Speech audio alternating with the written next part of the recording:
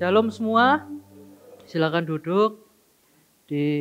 Sudah lama ya saya beberapa bulan ini izin sama Bu Gembala karena nyelesain tesis, jadi saya izin tidak tugas di umum dulu gitu. Nah, puji Tuhan tesisnya sudah selesai, sekarang sudah bisa lagi pelayanan di sini di umum. Jadi saya akan melanjutkan seri yang saya bawakan, jadi kita sudah masuk di bagian yang ketiga. Di Injil Yohanes di mana Yesus berkata, "Akulah." Yang pertama adalah akulah roti hidup, dan yang kedua akulah terang dunia. Sekarang kita masuk ke yang ketiga, yaitu akulah pintu. Saudaraku, kenapa kok Yesus bilangnya pintu? Kenapa kok Yesus enggak bilang tembok, jendela, atap, atau yang lain? Kenapa kok pintu? Pintu itu adalah akses orang bisa masuk. Rumah itu kalau tidak ada pintunya, ruangan kalau tidak ada pintunya, itu tidak bisa dibilang ruangan. Dibilangnya kurungan. Kurungan aja kadang pakai pintu gitu ya. Bayangkan saudara di gereja ini tidak ada pintunya ya. Minggu mau ibadah, yang satu harus belajar panjat tembok, yang satu mungkin harus siapin alat buat terjun bebas dari pesawat biar turun. Yang satu mungkin jeboli dinding, nyari jendelanya. Pintu itu mempermudah kita mencapai suatu tujuan. Pintu bisa dibilang jalur resmi. Bapak Ibu yang di sini kalau di rumahnya ada orang masuk, tidak lewat pintu, masuknya lewat jendela, masuknya lewat plafon, lewat atap. Itu kita pasti kaget ya, pasti takut, bingung ini siapa, ini kok masuknya kayak gini. Tapi kalau orang datang lewat pintu, ya kita terima, kita lihat oh siapa yang datang, kita kenal atau tidak. Kalau tidak kenal ya jangan masuk, di stop di depan atau bagaimana. Tapi ketika Yesus bilang akulah pintu, Yesus tidak sedang ngomong pintu yang buka tutup. Yesus sedang ngomong pintu yang berbeda yang pada zaman itu umum. Nah sebelum saya masuk, mari kita lihat dulu di ayat 1 Yohanes 10. Di Yohanes 10 pasal 10 ayat pertama sampai yang ke-10 adalah bagian firman Tuhan yang akan hari ini kita bahas.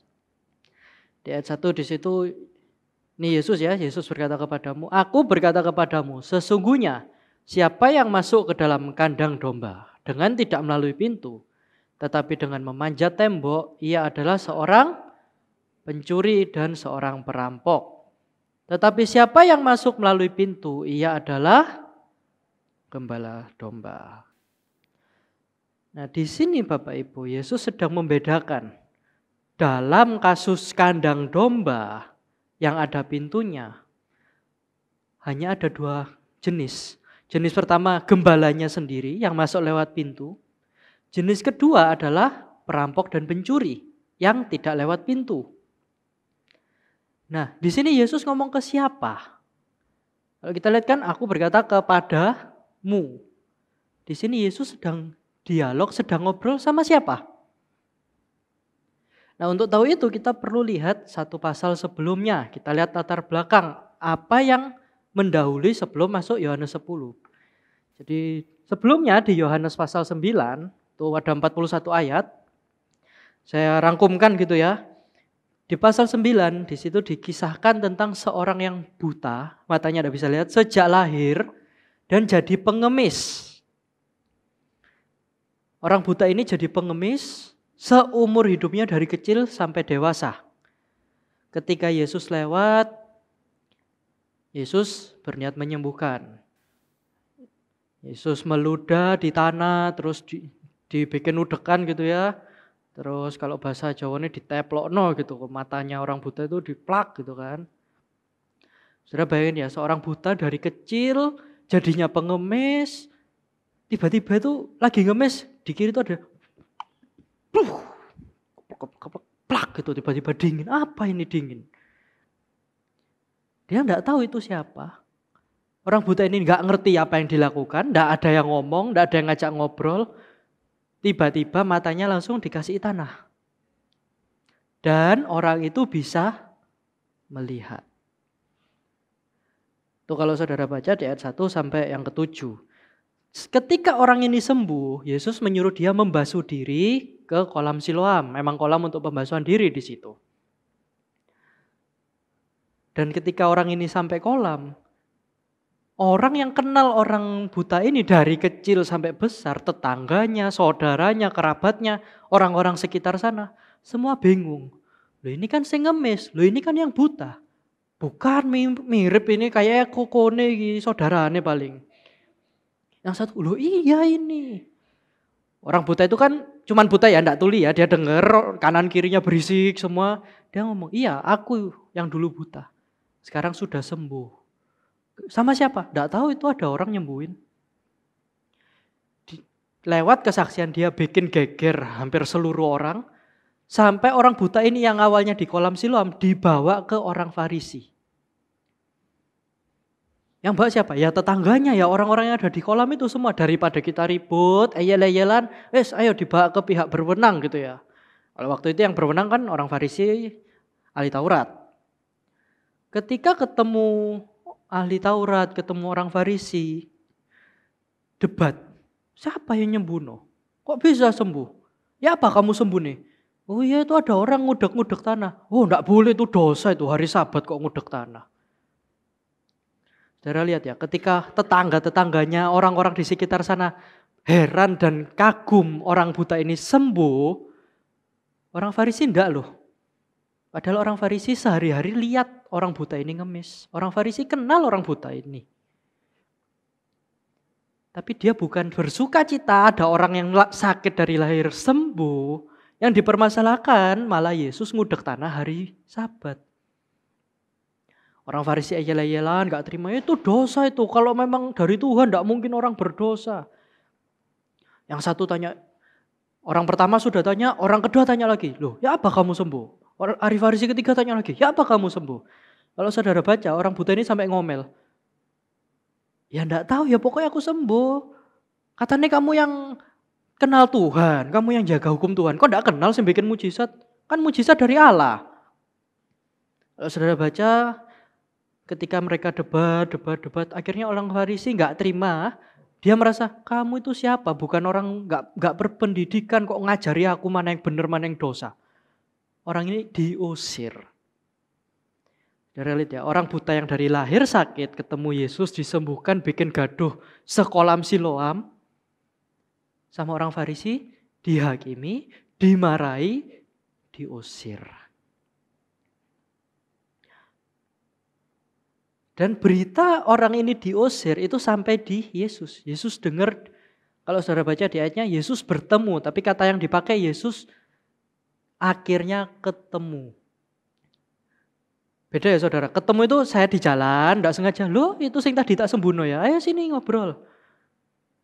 Yesus bukan seperti Yesus dengar orang ini diusir, dia cari orang itu sampai ketemu.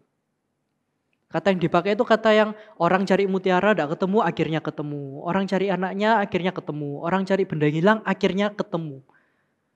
Jadi ketemunya bukan ketemu kebetulan, tapi memang niat mencari sampai ketemu. Dan ini kabar baik bukan cuma buat orang buta itu, tapi buat saudara dan saya. Yesus bukan nungguin kita. Yesus inisiatif mencari saudara dan saya.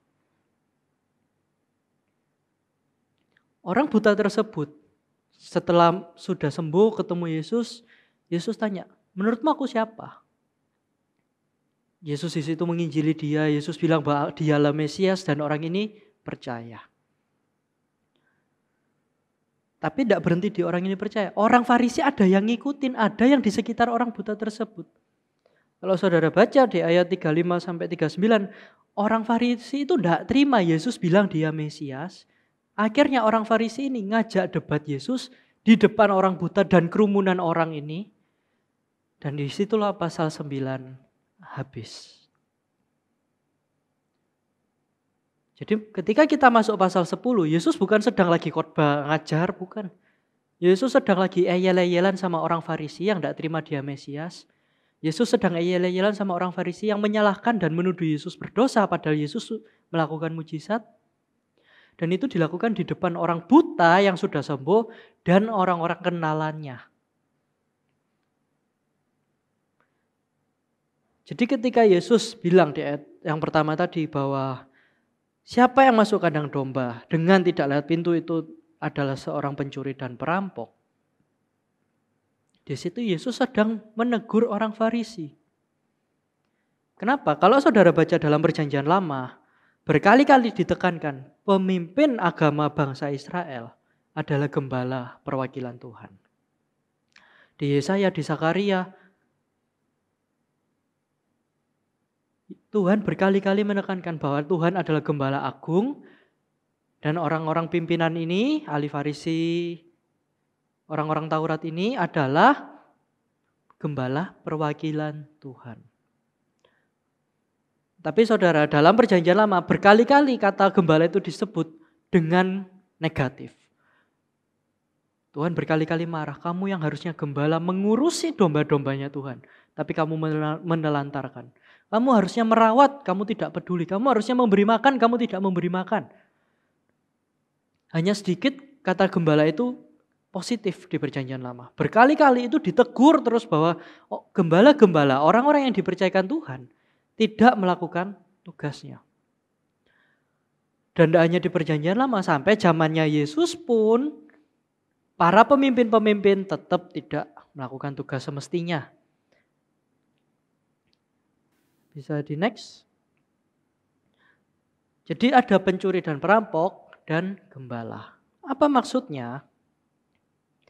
Kalau saudara lihat dari tadi yang kita baca juga, Yesus itu membandingkan bahwa pemuka agama, orang-orang Yahudi tersebut adalah perampok dan pencuri, bukan gembala yang semestinya. Apa maksudnya perampok dan pencuri? Yesus sedang membandingkan ketika orang itu jadi gembala, dia harus rela mati demi dombanya. Dia harus menghabiskan seumur hidupnya ngurusi dombanya. Hidupnya bukan untuk diri sendiri tapi untuk dombanya.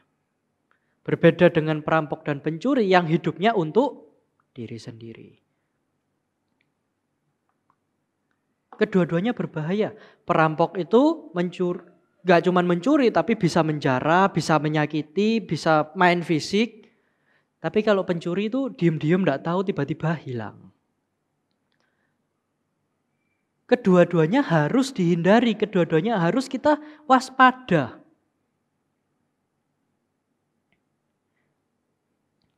Maksudnya apa? Orang Farisi, dia merasa dia menaati hukum Tuhan. Dia penjaganya hukum Tuhan. Dia perwakilannya Tuhan. Mereka merasa bahwa kalau Tuhan harusnya melakukan kesembuhan, ya lewat mereka. Ngapain Tuhan pakai nabi baru? Orang mereka nabi-nabinya kok. Mereka pengen jadi nabi, pengen diurapi, pengen ini, pengen itu. Tujuannya apa? Supaya orang datang ke mereka. Fokusnya bukan memuliakan Tuhan, tapi memuliakan diri sendiri.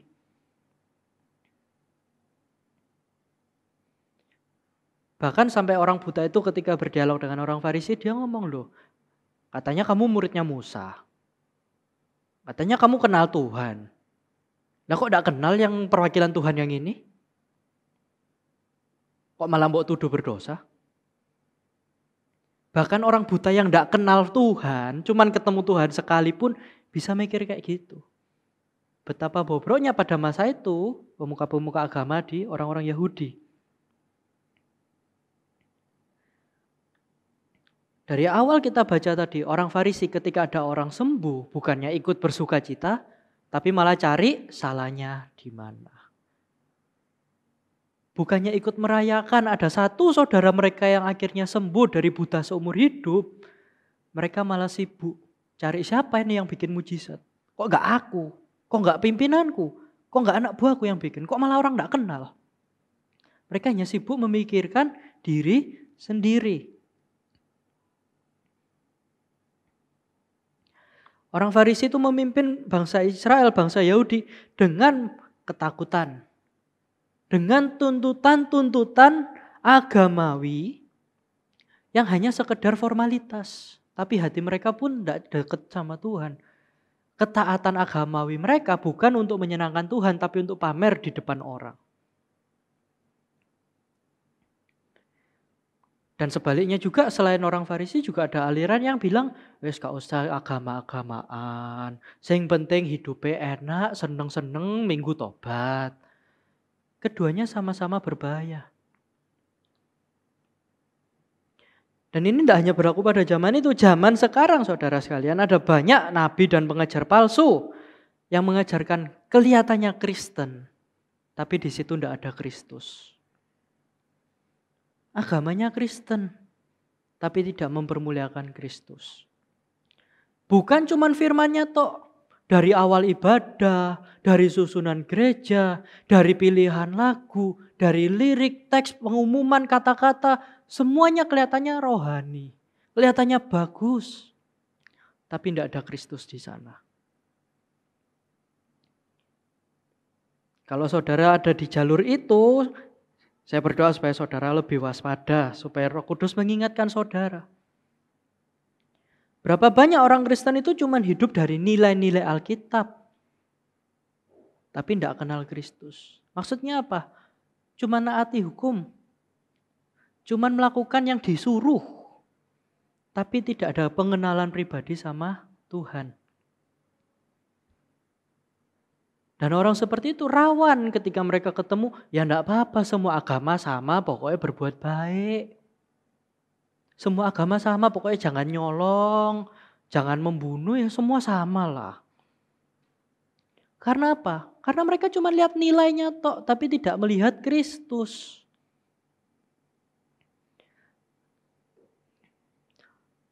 Kadang ada pendeta yang khotbah 7 langkah hidup sukses. 7 langkah apa?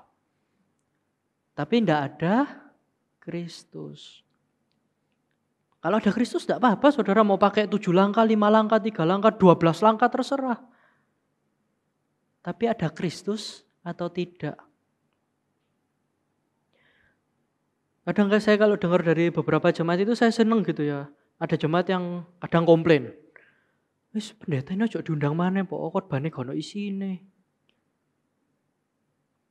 Khotbah tak saksi setengah jam mek ngoceh dirine dhewe terus.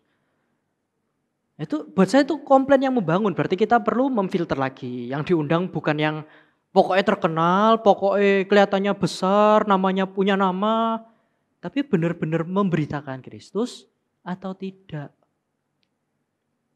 Kadang ada yang komplain juga, loh ini khotbah ta seminar pengembangan diri saiki. 40 menit gak ono apa-apa, gak ono ayatnya, terus di belakang ditempleki ayat. Nah kadang saya di situ seneng, oh ternyata orang ini udah dewasa, udah peka. Orang ini udah ngerti yang mana firman Tuhan, yang mana bukan. Yang mana gembala betulan, yang mana perampok dan mencuri. Kalau saudara ikut pelatihan, saya tidak masalah. Kita kapan lalu manggil pelatih PAW, pelatih ini, pelatih itu. Enggak harus pakai ayat, bukan khotbah, kita ngundang memang untuk melatih. Tapi ketika mimbar pada hari Minggu dipakai cuma untuk ceramah tanpa Kristus, di situ gereja sudah mulai salah jalur. Kalau Kristus bukan yang dipermuliakan, gereja harus cepat-cepat bertobat. Saya rindu juga bukan jemaat jadi ahli Farisi gitu ya tiap kali khotbah. Loh, oh ayatnya gak tepat iki. Wah, bahasa aslinya gak sesuai, bukan. Kristusnya ada atau tidak? Kristusnya versi Alkitab atau versi karangan dia sendiri, karangan pendetanya sendiri. Kenapa? Karena kita dari gereja Pentakosta sangat rawan kita lebih mengutamakan pengalaman pribadi daripada kebenaran Alkitab. Dan itu salah satu akar masalah utama gereja pecah. Gereja geger. Kenapa? Karena setiap orang punya Tuhan versinya sendiri.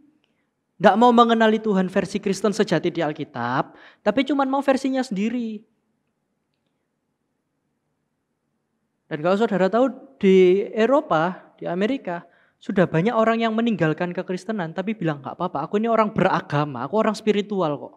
Aku bisa doa masih jam-jaman, puasa aku masih. Tapi aku tidak peduli Kristus itu siapa. Aku tidak peduli Kristus mau mati, mau nebus, mau tidak peduli. Yang penting hidupku spiritual. Yang penting hidupku taat. Mau Tuhan yang mana yang terima terserah, yang penting aku taat. Saudara harus hati-hati. Kekristenan itu bukan hanya di ketaatannya, tapi yang utama adalah pengenalan akan Kristus. Bisa dilanjut? Kita baca sama-sama ya, Roma 1 ayat 16. Ada di layar, 1, 2, 3. Sebab aku mempunyai keyakinan yang kokoh dalam Injil. Karena Injil adalah kekuatan Allah yang menyelamatkan setiap orang yang percaya. Pertama-tama orang Yahudi, tetapi juga orang Yunani. Amin. Kadang kita salah fokus. Kadang kita hanya melihat Injil itu salah satu topik kekristenan. Ada gereja lain, bulan Juni sampai Agustus kita topiknya Injil. Nanti bulan September sampai Desember topik kita Natal. Nanti Januari sampai Februari topik kita uang karena sincaan sama Valentine, kasih. Injil bukan salah satu topik kekristenan.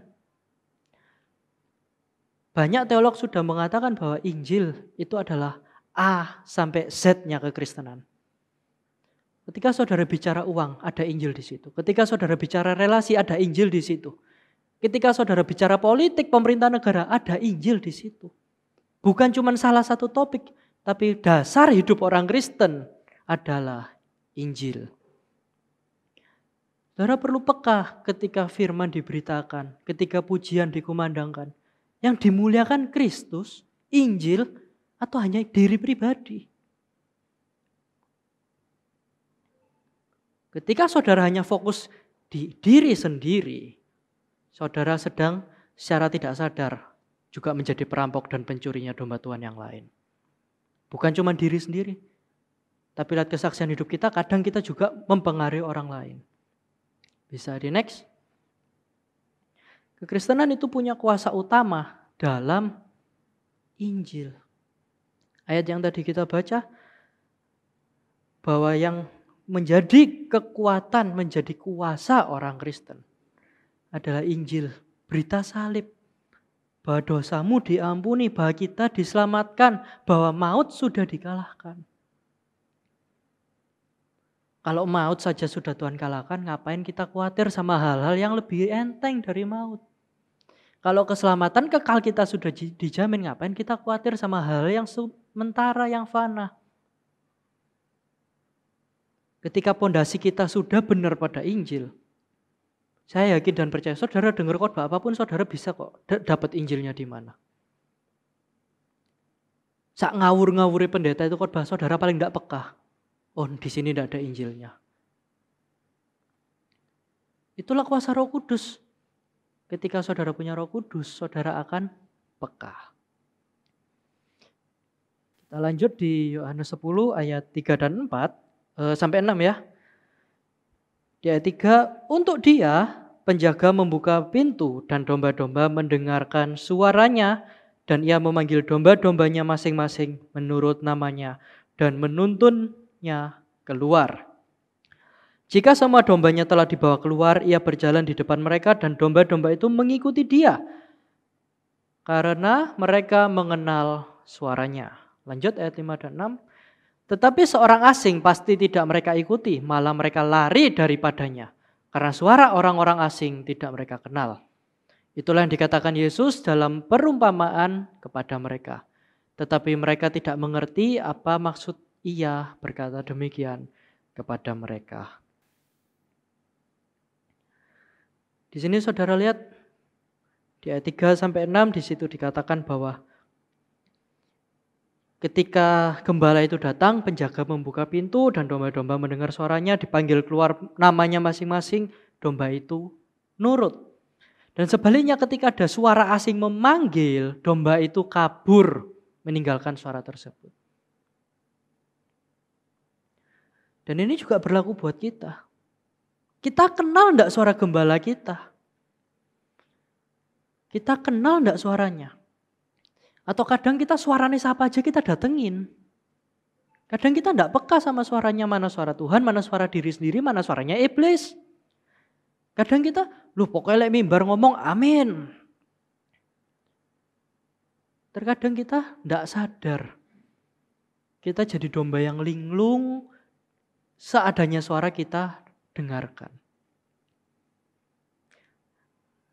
Nah, hari ini kita akan belajar gitu ya, bisa di next. Kita hari ini fokus belajar di kandang domba. Ketika Yesus bilang akulah pintu, dari tadi ayat 1 sampai ayat 6 yang kita baca, dia sedang menempatkan, Yesus menempatkan dirinya sebagai gembala dari domba-dombanya. Bahwa ada perampok, ada pencuri yang siap memusnahkan, siap memanfaatkan, siap menggunakan domba-domba bagi kepentingannya pribadi. Dan Yesus mengkontraskan dengan dirinya yang adalah gembala sejati. Dan domba itu mengenal suara gembalanya. Tadi kita juga baca bahwa ketika gembala itu masuk, penjaga membuka pintu. Ini bagian yang pertama, ada 2 jenis kandang. Yang pertama itu di kota, sifatnya permanen. Ada banyak gembala menitipkan dombanya semua di situ. Dan ada penjaga dari pintunya. Biasanya gembala ini akan bayar, dombaku sekian, nginep 1 malam. Terus gembala itu akan tidur di penginapan. Dan di situ bisa 5-6 gembala dengan ratusan domba jadi satu di sana. Dan yang ajaibnya saudara, ketika besoknya gembala ini datang, dia manggil dombanya. Ratusan domba punya gembala lain itu tidak peduli. Bahkan kabur, seperti yang tadi dikatakan. Ketika ada suara asing, lari. Di sini kita bisa lihat bahwa domba yang sejati, kenal gembalanya yang sejati. Yang pertama, Yesus sedang menunjukkan bahwa orang yang benar-benar rindu firman Tuhan, itu kenal suara gembala.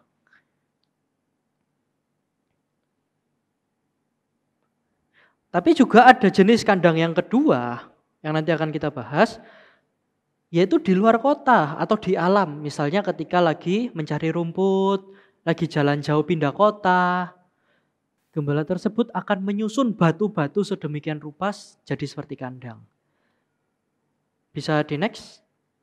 Kira-kira kayak gini ya. Jadi batu-batunya melingkar, muter, dan bukaannya cuma 1. Dan itulah pintunya. Gembala itu sendiri yang tidur di sana, duduk di sana, nunggu di sana.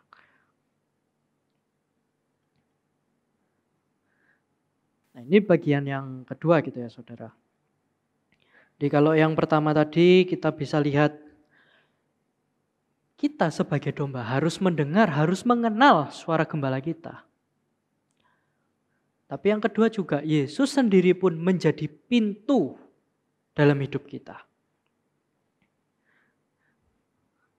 Beberapa hari lalu saya belajar banyak gitu ya, menyiapkan ini saya cari ada banyak gembala dalam konteks Timur Tengah kuno.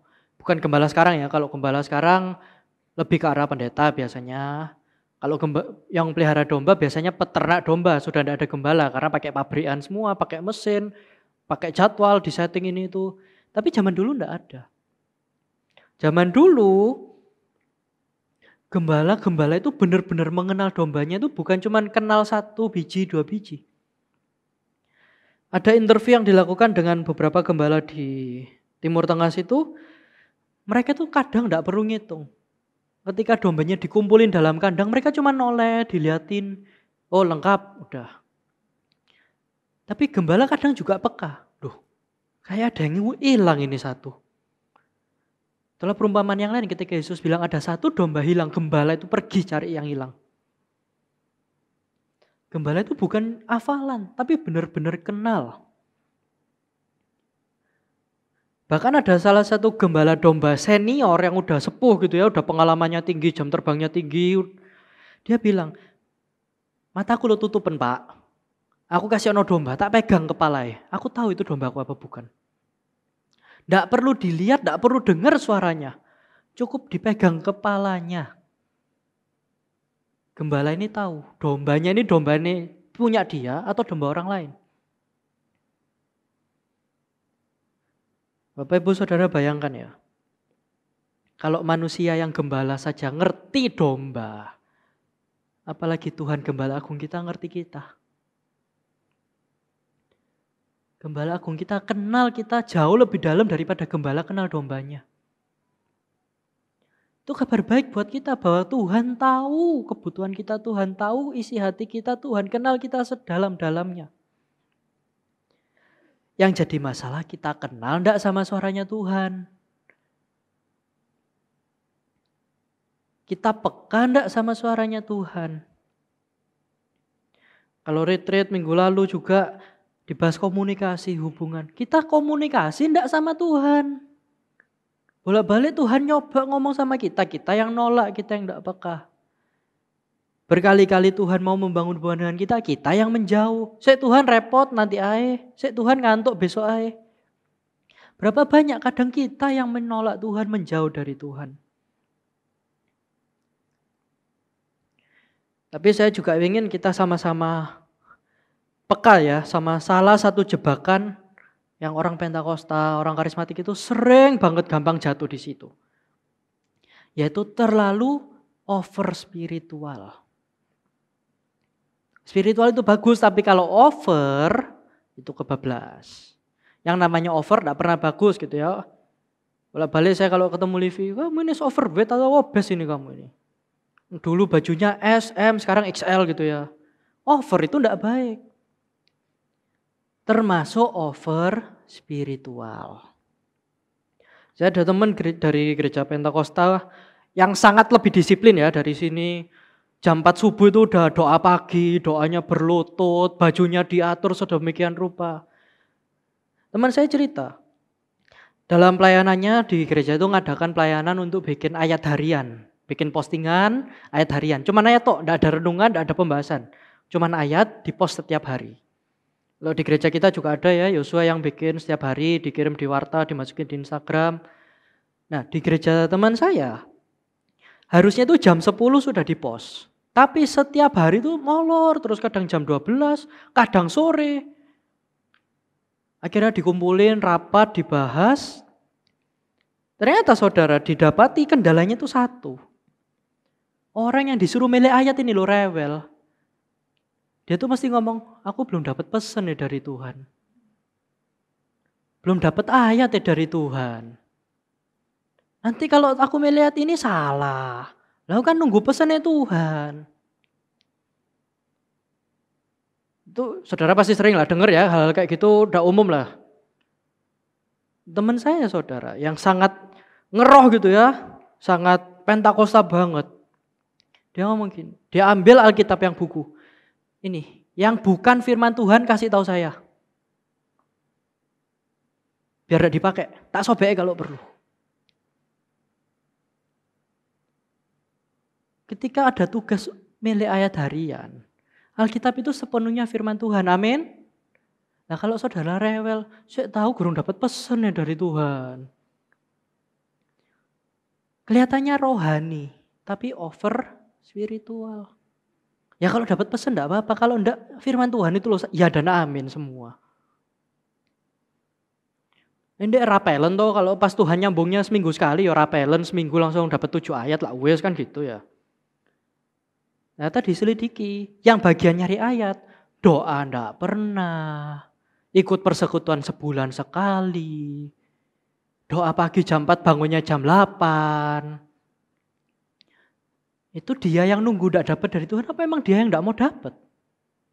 Kalau gerejanya setiap pagi jam 4 doa subuh, dia bangunnya jam 8. Mau dapat dari Tuhan apanya? Terkadang kita over spiritual. Menunggu dapat dari Tuhan enggak apa-apa, tapi ya kejar datang ke Tuhan betulan. Jangan bangkong bangun-bangun tiktokan bilang enggak dapat. Kalau Anda bangunnya tiktokan ya dapatnya berita tiktok, enggak dapat pesan Tuhan kan gitu. Tapi berapa banyak dari kita? Mungkin saudara dengar ini bisa ketawa. Kadang kita terlalu over spiritual. Kita perlu sadar bahwa firman Tuhan, bahwa pesan Tuhan, suara Tuhan, itu enggak melulu harus hal-hal yang kelihatannya keren, wow gitu ya. Wah ya ayat ini aku dapat pesan dari Tuhan. Kalau saudara bikin ayat, taruh di Instagram yang lihat 1.000 orang, saya yakin itu ada paling enggak 1 orang itu dapat pesan kok dari Tuhan. Meskipun saudara sendiri yang bikin enggak dapat gitu loh. Kenapa saya ngomong gini? Karena saya udah ngalamin. Enggak perlu nunggu kitanya yang dapat. Tuhan bisa pakai kita tanpa kita sadari untuk jadi berkat buat orang lain. Tuhan bisa pakai kita tanpa kita harus kerasa dipakai untuk orang lain itu dapat berkat. Tugas kita itu bukan nunggu-nungguan sama Tuhan. Tugas kita adalah melakukan pekerjaan Tuhan. Lalu satu contoh lagi, ada banyak orang Kristen itu terlalu menekankan pengalaman, menekankan perasaan pribadi di atas kebenaran firman Tuhan. Akhirnya apa? Banyak pendeta, banyak gereja pecah. Karena pendetanya keminter, gak ngerti Alkitab, tapi mengutamakan perasaannya toh, mengutamakan pengalamannya toh, merasa pengalamannya yang paling benar. Kalau saudara lihat mungkin di gereja Protestan, di Katolik, kalau enggak setuju ya dimarahin atasan gitu ya, karena ada strukturnya, ada hierarkinya. Kalau gereja Pentakosta enggak setuju, buka gereja sendiri saudara. Bikin aliran baru. Dan itu sangat rawan buat kita sebagai orang Kristen. Kalau kita hanya mengutamakan pengalamannya toh, tanpa dasar yang benar. Kalau dasarnya tuh yang benar dari pengalaman ya kita balik kayak orang Farisi tadi. Orang sembuh bukannya sukacita malah iki salah iki. Prosedurnya gak ngene iki. Kita malah rewel sendiri. Maka kita keduanya harus bersamaan. Pengalaman sama Tuhan iya penting. Tapi pengertian akan firman Tuhan juga iya dan penting. Orang-orang ada banyak ya saudara mungkin sering dengar, kalau dengar firman itu tidak boleh cuma logos, harus jadi rema. Artinya lo sama saudara, logos sama rema. Rema itu kecil, firman yang diucap, udah gitu toh. Kalau logos firman yang diucap, yang ditulis, yang dipikir semua itu logos. Jadi rema itu ya logos. Kalau saudara ribut, wah ini firmannya ndak merema deh hatiku. Rema itu bukan kata kerja. Itu lucu kalau saudara Indonesia kan. Firmannya tidak jadi firman di hidupku. Loh, firman ya tetap firman. Mau saudara terima apa enggak terima. Bolak-balik firman Tuhan dibilang logos. Yesus dibilang logos iya. Kalimatnya Yesus dibilang rema iya. Di perjanjian baru logos dan rema ini dipakainya tuker-tukeran. Kadang jadi logos, kadang jadi rema. Perjanjian baru loh enggak mempermasalahkan. Kok saudara di sini itu harus doa ya supaya firman ini jadi rema di hidup kita loh. Tidak ada logos sama rema loh artinya sama. Itu kan terlalu ingin kelihatannya keren, ambil bahasa asli tapi tidak dipelajari benar-benar. Nah saya rindu kita tuh jadi domba itu dengernya tuh suara gembala aja gitu loh. Tidak usah coba-coba denger suara yang aneh-aneh. Karena Tuhan sadar kita itu sangat rawan, sangat mudah belok, sangat mudah disesatkan. Kalau saudara baca, gembalanya satu yang jaga. Perampok pencurinya berapa banyak? Binatang buas yang ngincar berapa banyak? Nah kalau kita jadi domba nakal, sudah disuruh diem di dalam, lari-lari keluar, ndak nurut. Terus dicaplok singa gitu. Ya masa salah gembala nih? Dikandani, ngeyel gitu ya. Jadi saudara sekalian, saudara-saudara ini adalah dombanya Kristus. Saudara percaya di akhir zaman pekerjaan Roh Kudus makin nyata, amin? Oh, gak percaya. Saudara percaya di akhir zaman pekerjaan Roh Kudus itu makin nyata? Ingat ya, pekerjaan utama Roh Kudus bukan kasih kita karunia. Karunia itu kesekian, pekerjaan kesekian. Pekerjaan utama Roh Kudus mengarahkan hati kita yang suka hal-hal duniawi jadi suka Kristus. Yang percaya kepada kuasa kegelapan jadi percaya kepada kuasa Kristus. Yang hidup untuk diri sendiri jadi mau hidup bagi Kristus. Itu peran utama Roh Kudus mengarahkan kita kepada Kristus. Nah kalau arah kita sudah benar ke Kristus, baru Roh Kudus kasih karunia. Baru Roh Kudus kasih kita kemampuan untuk membangun sesama tubuh Kristus. Jangan kebalik arah kita untuk diri sendiri terus minta karunia roh. Lah kebalik saudara. Kitanya harus benar dulu jalurnya, baru jalan. Jangan jalurnya asal jalan, terus pokoknya jalan sih. Kita harus tahu yang benar dulu, baru kita bisa melangkah. Ketika suara gembala dikumandangkan, Injil diberitakan, respon saudara apa? Bosen. Oh, alam balik iki mana? Yesus mana rek? Saudara nang gereja bosen mbek Yesus ya lapo kan gitu ya. Ketika berita firman diberitakan, respon saudara apa? Apakah saudara kagum? Saudara datang ke Gembala Agung? Atau malah gak pernah aku denger Injil kayak gini? Minta sama Tuhan kepekaan dalam hati kita. Roh Kudus yang memberi kita kepekaan. Kita bisa bedain. Firman ini firmannya Tuhan. Atau firman kata gembalanya yang palsu. Kata nabi-nabi palsu. Kata pendeta-pendeta palsu. Kata pencuri dan perampok. Bisa next bagian yang terakhir. Di ayat 7 dan 8 kita baca sama-sama aja ya. 1, 2, 3. Maka kata Yesus sekali lagi, aku berkata kepadamu, sesungguhnya akulah pintu ke domba-domba itu. Semua orang yang datang sebelum aku adalah pencuri dan perampok. Dan domba-domba itu tidak mendengarkan mereka. Di sini Yesus mulai bahas bahwa akulah pintu.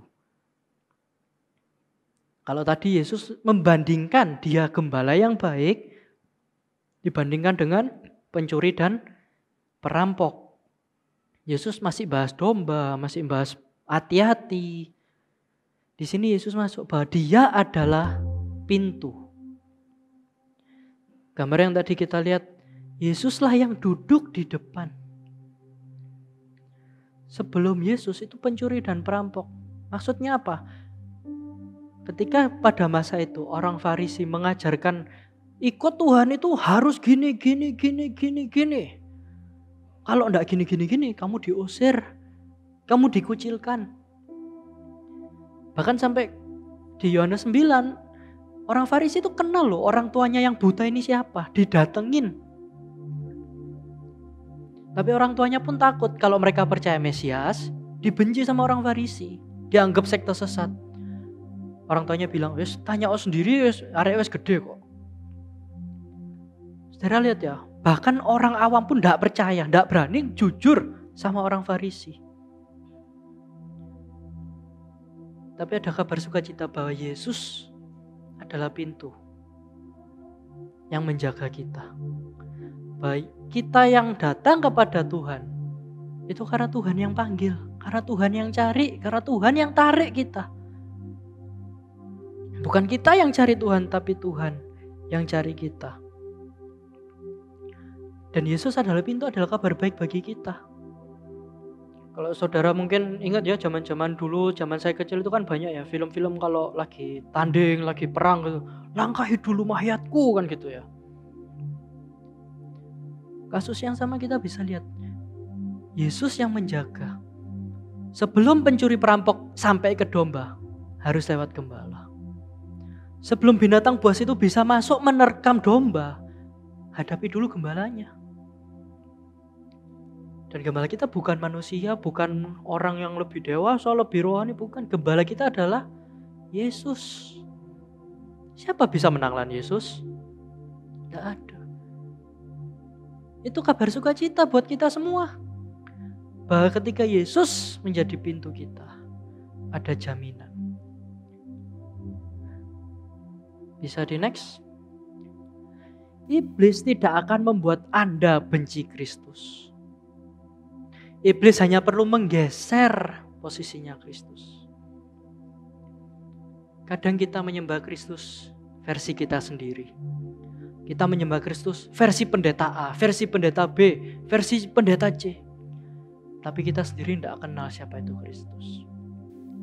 Iblis tidak perlu susah-susah bikin saudara males ke gereja, bikin saudara gini gitu, tidak perlu. Bisa jadi iblis dorong saudara ke gereja yang tanpa Kristus. Saya tidak masalah mau gerejanya di kampung, gerejanya di lahan kota, di tengah kota, pinggir desa, di mall, di pelosok. Selama Kristus diberitakan. Berarti dia saudara kita, dia rekan sekerja kita, dia gembala sekerja kita. Dan kita punya gembala agung yang sama. Tapi kalau Kristus tidak diberitakan, atau Kristus versi mereka sendiri yang diberitakan, mau dimanapun tempat ibadahnya, berapapun jemaatnya, kita perlu waspada. Dan terakhir, bisa di next. Kita baca bersama-sama ya ayat terakhir. 1, 2, 3. Akulah pintu. Barang siapa masuk melalui aku, ia akan selamat dan ia akan masuk dan keluar dan menemukan padang rumput. Pencuri datang hanya untuk mencuri dan membunuh dan membinasakan. Aku datang supaya mereka mempunyai hidup dan mempunyainya dalam segala kelimpahan.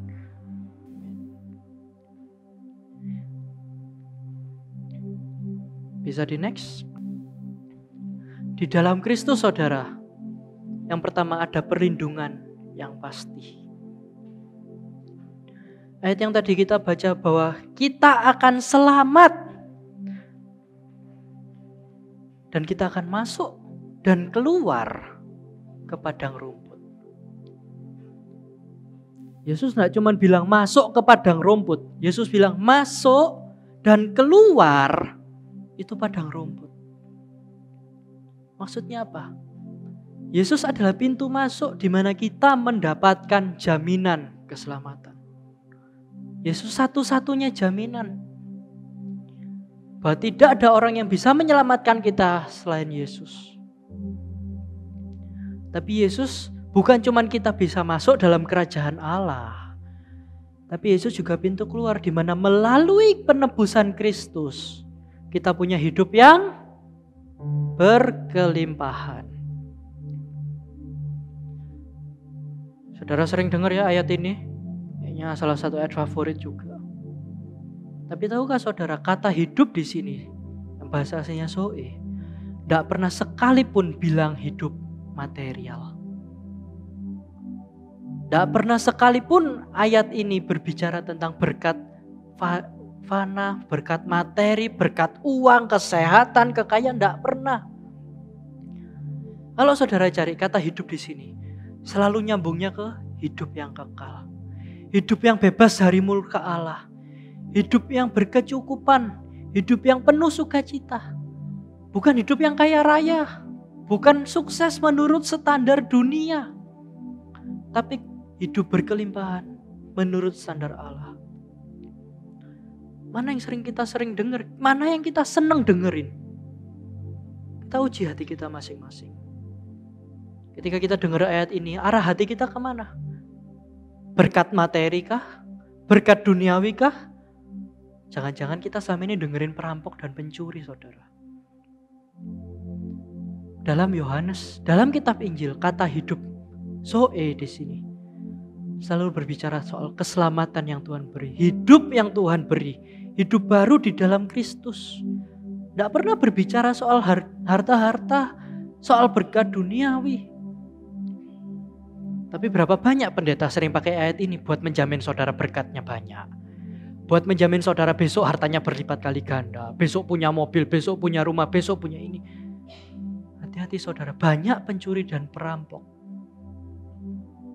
Yesus tidak pernah menjanjikan itu. Berapa banyak orang meninggalkan kekristenan. Pahitnya bilangnya pahit sama Tuhan. Padahal pahitnya sama janji pendeta. Lewat firman hari ini Tuhan, kita diingatkan bahwa kita punya perlindungan yang pasti. Yesus kenal kita secara pribadi. Sama seperti orang buta tadi yang setelah diusir orang Farisi, Yesus cari. Yesus juga cari saudara. Yesus juga cari saya. Dan lewat karya penebusan kita ditebus, kita punya jaminan keselamatan. Perlindungan yang pasti. Bahwa di dalam Kristus, mau hidup saudara di dunia, hidup di akhir zaman, hidup di kekekalan, semua di tangan Tuhan.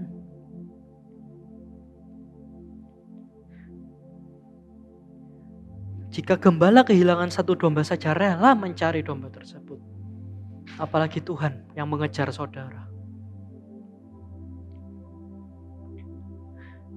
Ketika Yesus berbicara dia adalah pintu, dia menunjukkan bahwa lewat dia, jaminan keselamatan, jaminan berkat, jaminan kecukupan, semuanya ada di dalam Kristus. Lewat Kristus kita punya akses. Ketika orang-orang sedang berbondong-bondong ngantri masuk surga dengan bawa rapor, dengan bawa performanya sendiri-sendiri, Yesus datang tarik kita, ayo masuk aja, gak usah bingung, gak usah antri. Kita punya akses langsung karena Yesus yang menjamin kita. Bukan performa kita, bukan ketaatan kita, tapi Kristus. Ketika saudara doa kepada Bapa, pasti ditutup dalam nama Yesus. Karena Yesus sampai sekarang, di Yohanes 17 dikatakan Yesus masih berdoa bagi kita. Yesus yang menjamin hidup kita di bumi dan di surga. Bukan cuma di surga terus di bumi menderita. Tapi kalaupun kita menderita, ketahuilah ada sukacita di balik penderitaan tersebut. Ada janji Tuhan di balik penderitaan tersebut. Relasi kita yang dulu rusak karena dosa, di dalam Kristus diperbaharui. Di dalam Kristus relasi kita nyambung sama Tuhan. Kita bisa datang kepada Bapa sebagai anak. Ada seorang teolog mengatakan tidak ada satu orang pun di muka bumi berani bangunin seorang raja jam 3 subuh. Kecuali anaknya sendiri. Saudara anak Tuhan, amin. Saudara punya akses kepada Tuhan. Melalui Yesus sebagai pintu kita punya akses. Tidak perlu sungkan, nunggu tak tobat baru ke Tuhan. Tuhan cari saudara bahkan sebelum saudara bertobat. Tuhan sudah cari. Dan ayat terakhir, mari kita bangkit berdiri, kita baca bersama-sama. Kita baca bersama-sama ya, Roma 14 ayat 17. 1, 2, 3. Sebab kerajaan Allah bukanlah soal makanan dan minuman, tetapi soal kebenaran, damai sejahtera, dan sukacita oleh Roh Kudus. Amin. Melalui Yesus, saudara. Hanya melalui Yesus sebagai pintu, kita bisa mendapatkan kerajaan Allah. Kita masuk ke dalam kerajaan Allah. Bukan soal makan dan minum. Tapi dalam hidup kita ada kebenaran enggak? Ada damai sejahtera enggak? Ada sukacita enggak dalam hidup kita? Orang yang kenal Kristus, tandanya bukan hidupnya kaya raya. Bukan sakit semalam doa besoknya langsung sembuh. Orang yang kenal dengan Kristus, kita bisa lihat di sini, hidupnya punya kebenaran. Hidupnya punya damai sejahtera. Dan hidupnya penuh sukacita.